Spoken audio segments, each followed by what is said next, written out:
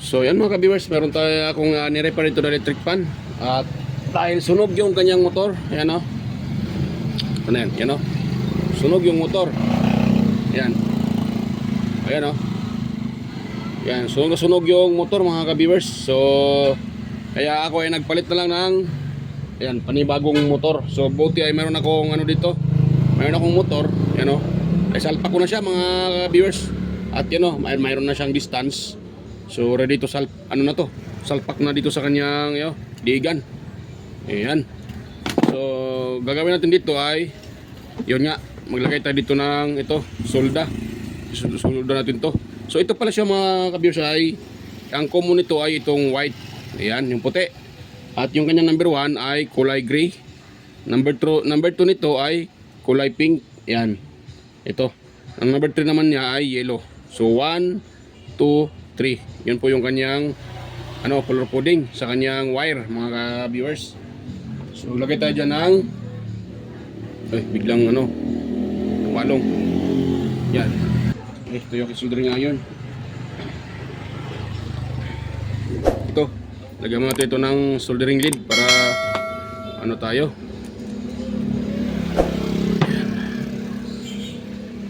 So ang history nito ay nag-overheat yung electric fan. Bigla na lang daw may umusok, sabi na may-ari. At yun nga, buo naman yung fuse pero umusok siya. Ayun, hindi nagpo-protect yung thermal fuse mga ka-viewers.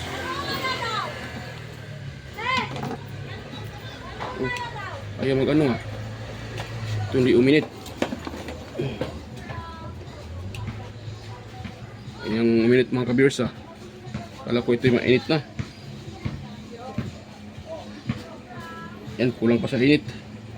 So painitin ko muna pala ito. Kala ko mainit na. So painitin ko muna mga ka-viewers . Balikan ko lang kayo pag ito mainit na.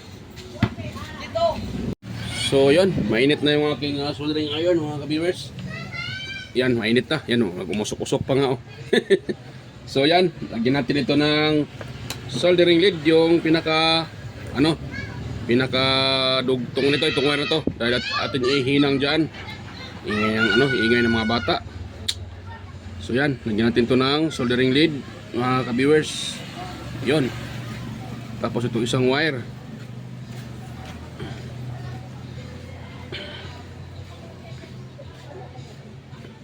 Yan. Tapos dito parang ito, motor ng camel kung di ako nagkakamali.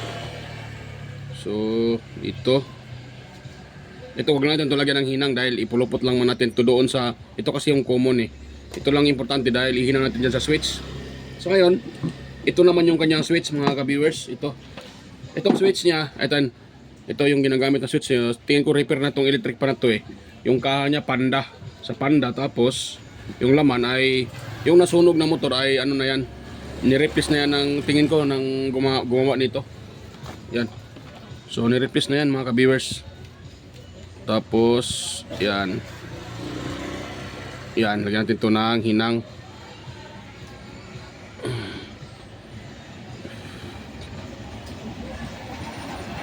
Yun. Tapos dito lang tayo maglagay . Dito pala yung ito yung may soldering lead. Yan. Tapos ito na natin para lumambot siya. Yan. So ito yung ating number 1 dito. So number 1 na nitong motor na to ay kulay gray, yung kanyang 1. So kaya dito tayo lagay ng yan. Ano to ya? Ano to dentro? Tan vlog yo. Tan video yo. Habla no . So yan. So ito lagay natin dito mga ka-viewers. So may sabi ko may ako. So hirap tayo mga ka-viewers dahil kanina pa sana ito natapos . Kaso sinasabay ko yung repair pati dahil yung misis ko ay nandoon sa eskwelahan. Yan, so number 2 nito ay pink. So itong pink, ito natin nilagay. Wala namang problema magkabali-bali to dito mga kabiyers, magkabaliktaran itong dito. Basta itong common, wag mailagay dito sa switch. Yan. Okay lang magkabaliktaran dito. Wala namang problema, hindi naman masusunog yan. Nga lang, bali minsan ay yung number 1 ay maging number 2 na or number 3. So okay lang naman yan. Wala namang problema para sa akin. Walang problema yun. Ang importante yung pinaka-common, wag magkamali na ilagay dito dahil pag nailagay yan dito, sigurado sunog talaga yung motor ng electric fan. Yan. Ay, malambot pa pala yun. Nakala ko ay tigas na. Yon. Tin muna siyang antay ng ilang minuto bago natin yan bitawan. Ayun, tigas na yan mga ka-viewers. So itong pinaka-yellow, ito yung number 3 natin. Pinaka-yellow. Pinakamababang reading, yan naman yung pinaka-number 3 natin, mga ka-viewers.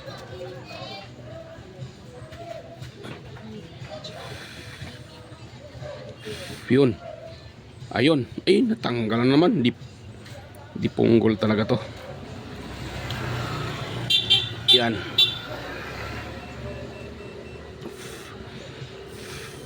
Yan. Mainit mga ka-viewers ha. Nabitawan ko dahil mainit. Yun. Ayun, pwede na yan mga ka-viewers. Matigas na. Tumigas na yung ano. Yan. So ngayon, ang gagawin natin ngayon ay i-ano natin dito, i-install natin dito sa lagayan. Dito. Ito. Yan. So gagawin natin dyan. Pag ganun yung natin ha. So pag ganun, number 1 gray. So naka number 1 palayog, mara pala ito. Yan. Pag ganun yung ano natin mga ka-viewers. Pag ganun. Yan. Sana hindi ito tatama dito sa ano mga ka-viewers. Yan. Hindi pala ito sa kanya. Magkaiba yung ano eh. Kaya pala yung screw ay hindi ano. So kaya hindi pala ito sa kanya. Tingnan na i-screw natin ito mga ka-viewers. So i-screw natin lang muna dito. Hindi ko napakita. Binutasan lang pala ito. Yan o. Binutasan ng unang nag-repair. DIY pala ito. So yan. Pause ko muna sandali mga ka-viewers.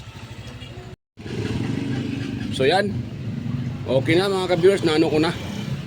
So yan na siya. So nalagyan ko na ng nalagyan ko na ng anong tawag diyan. Ito, naidugtong ko na, nasolda ko na. Tsaka ito namang kapasitor ay ang ginawa ko diyan mga ka-viewers ay inano ko siya. Anong tawag diyan?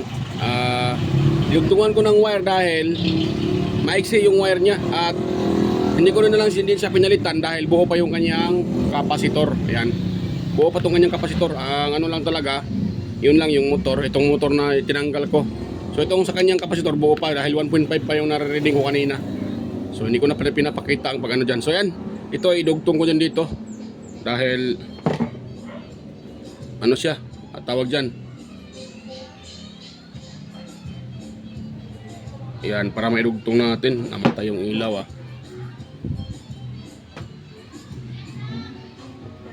Namatay yung ilaw mga ka-viewers. Bakit nag-automatic off? So yan. Ngayon, lagyan natin siya ng ito. So yan, yan ako muna. May nagpa-sound sa ano. Nagpa-sound sila. So balikan ko lang kayo. Idugtong ko lang muna. I-connect ko lang muna ito mga ka-viewers. Ito, tsaka ito. Tsaka ito, idugtong ko rin dito. Yan, pakita ko na pag naidugtong ko na. Dahil nagpa-sound sila dyan, ano. Hindi naman siguro dinig na dinig. So yan. Yan, pa-sounds talaga mga ka-viewers. So yan. Yun. So pause ko lang muna. So yun. Yan mga idol, naano ko na. So yan ko na yung mga wirings. Ayan, yun na yan yung kanyang forma. So ito ay ano na natin, isarado na natin, isara. So ito yung kanyang kapasitor dito. So yan. Yan. So pasensya na, hindi ko na i-video ng ano dahil maingay doon na may nagpa-sounds. Delikado pag ako yung mapalo ni Lolo. May sounds, may nagpa-sounds. Kaya ngayon kung dinig pa sa video kaya na malakas yung sounds Sana hindi narinig sa video. Dahil pag narinig sa video, patay yung ano ko dito mga ka-viewers. So yun, lagyan natin ito ng lock sa kanyang likuran.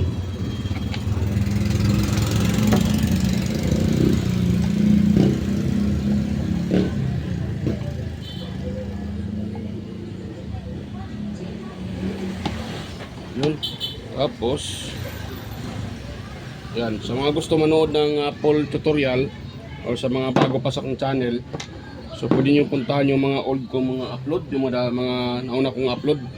Meron akong upload doon kung paano kung paano maglagay ng or magpalit ng motor sa sirang electric fan. Yan. So yung doon, ano yun, full tutorial talaga mga ka-viewers. Nag-start doon sa tinanggal ko yung cover hanggang natapos. Yun. Ito kasi ay doon ako nag-video sa ano, pagkatapos ko nang makonik yung motor. Hindi wala sana akong balak mag-video kanina. So video ko na lang. Dahil naipakita ko naman yung ano, kung paano i-connect yung wirings. Yung kasi ang pinaka-importante, kung paano i-connect yung wiring sa electric fan. Pag kayo po ay magpalit ng panibagong motor. Ay tulad dito, sunog yung motor.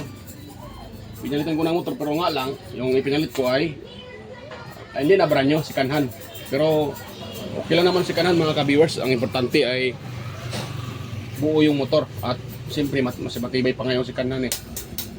Kaya sa mga bago ngayon, dali nang masira. Yan. Yun.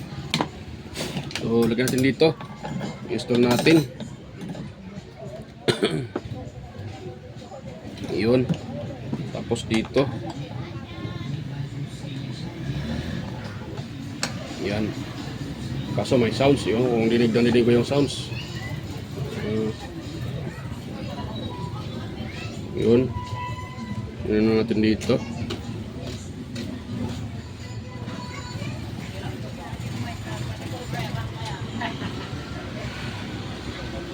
Yun.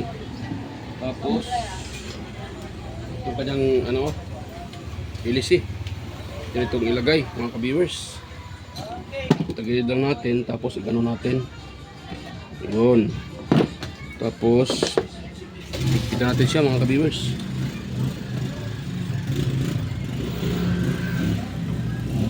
Yun. Pwede na yan. Ngayon gawin natin dito ay yung kanyang screw sa harapan, grill sa harapan. So madumi din yung grills. Naku po, dito lang yun sa na may-ari.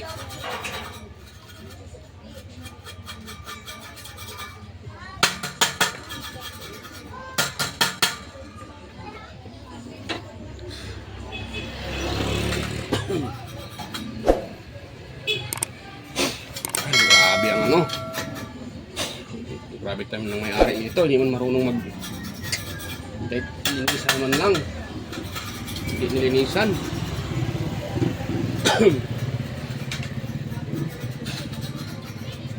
Ano pala tong ginamit na ano, parang dito standard lang yung dito, pero yung dito hindi standard. Yan, dahil makapal yung sa standard.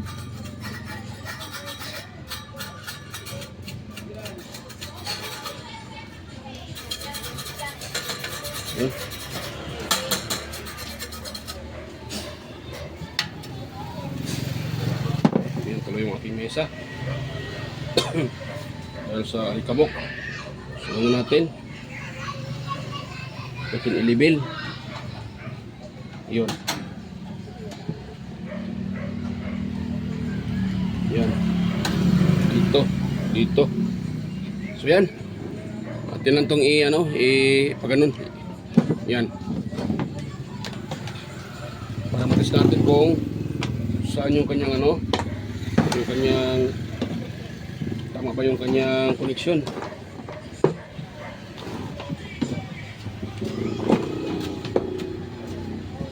Yan, itaas ko lang muna itong hindi pala ko nilagay yung knob switch.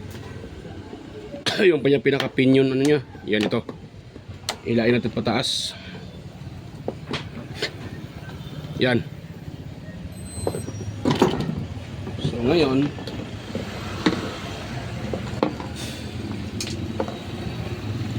try natin siyang i-test mga ka-viewers. So ito ay nakapihit na. Ito, yan ang nakapihit na ito eh. So salpak ko na sa outlet ha. Yan. Ayan, umikot ka agad. So naka number 3 pala. Ayan, yun pala yung off niya. So yan. Dahil yung ginamit na switch ay hindi sa kanya. Susi po. Ibang switch yun. So number 1 natin. Pa doon. Ano no? Yan, number 1. Ito yung number 1. So actually wala naman siyang vibration. So good siya. Hindi na vibrate yung number 1 niya. Tapos number 2. Yan. Number 2. Malakas pa siya mga ka-viewers dahil yung kapasitor ay buo pa. 1.5 pa yung kapasitor. Number 3. Yun. So okay na mga ka-viewers. Gumana na. O diba? Goods na mga ka-viewers. Gumana yung ating na-repair. Nagpalit tayo dito ng motor. Ito yung motor niya. Pinalitan natin. O pinalitan ko. Yan. Dahil yun nga, sunog na yung, yung windings. Ayun, kita nyo ba? Ayan. Ayan, sunog na sunog. Ayan, sunog na sunog siya. So kaya pinalitan natin. Ayan. Sunog na yung windings. So ito ay tanso din ito eh. So ang dahilan para ito ay nasunog dahil doon sa yung bushing niya ay lumuwag. Tsaka sumabit at yung tumama yung pinaka rotor doon sa stator at uminit hanggang nasunog yung motor. Yan, pagkasunog ng motor, huminto na. Nagtaka yung may-ari bigla na daw huminto. May umusok tapos biglang huminto. Yan. Andun yung fuse sa lalim mo. May fuse sa mga ka-viewers pero yung fuse niya na ay tingin ko buo pang fuse nito eh. Yan. Yun. So yan, hanggang dito lang mga ka-viewers. At kung sa tingin nyo kayo mayroon na itong video na ito ay nakakatulong sa inyo, yan, huwag kalimutang mag-like, share, and paki-subscribe na rin mga ka-viewers. At nga pala, sa mga bago pa lang dito sa aking YouTube channel, huwag kalimutang mag-subscribe at pindutin yung notification bell, ilagay sa all para ay ma-notify kayo tuwing may bago akong upload. At yun na, salamat sa inyong panonood at sa mga kaibigan ko sa YT. Yan, maraming salamat sa inyo. Shoutout sa inyong lahat at sa mga sumusuporta pala nanonood sa aking upload. Yan, maraming salamat at mega loud shoutout sa inyong lahat, sa mga sir and ma'am and mga loads natin dyan, mga kasamahan ko yan sa larangan ng pagbablog. Yan, salamat sa inyo, sa inyong walang sawang suporta. Yan, so magkikita-kita tayo muli sa aking next na mga upload. So yan mga ka-viewers, hanggang dito lang po at to God to be the glory. Bye bye po mga ka-viewers and bye bye po.